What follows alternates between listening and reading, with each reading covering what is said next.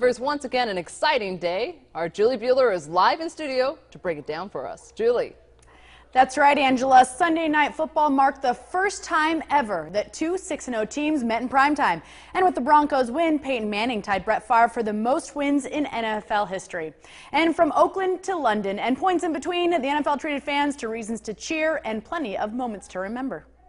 Halloween is over for the majority of America. But not the black hole. Raider fans are just beginning their celebration. After a resounding 34-20 win over the New York Jets, the Raiders are in second place in their division, and if playoffs started today, Oakland would be in the dance.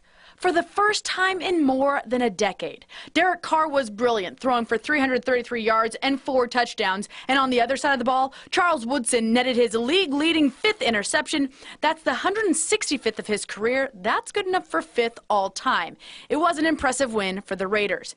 And the St. Louis, soon-to-be Los Angeles Rams, they enjoyed an impressive win as well at home against the 49ers. Now, although the Niners are just not good at football, this kid on the Rams, Todd Gurley, he's really good at football. Historically good. In fact, Gurley becomes the first player ever to net at least 125 rushing yards in his first 4 starts. The Rams cruise to a 27-6 win, and San Francisco's struggles continue to call team leadership into question.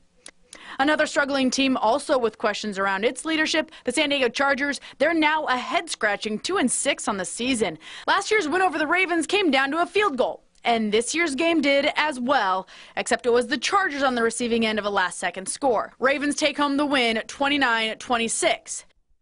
And while I wish I could dance like that, it's probably best that I can't. Plenty of history was made Sunday. The New Orleans Saints and New York Giants combined for 13 touchdowns in the 52-49 Saints win.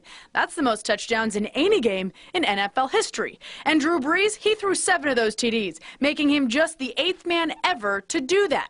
Congrats to anyone who had Brees or Eli Manning on your fantasy team. And on the opposite end of the spectrum, the Seattle Seahawks scored 1 touchdown.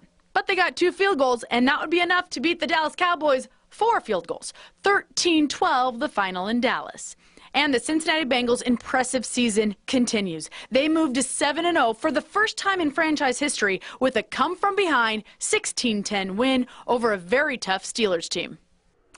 And while I'll spare everyone the dance moves, I'd like to offer a big congrats to Palm Desert's own DJ Alexander. His Kansas City Chiefs beat the Lions in London. Also, the Kansas City Royals are up 4-2. I'm keeping track of that game. It's in the 12th inning of the World Series.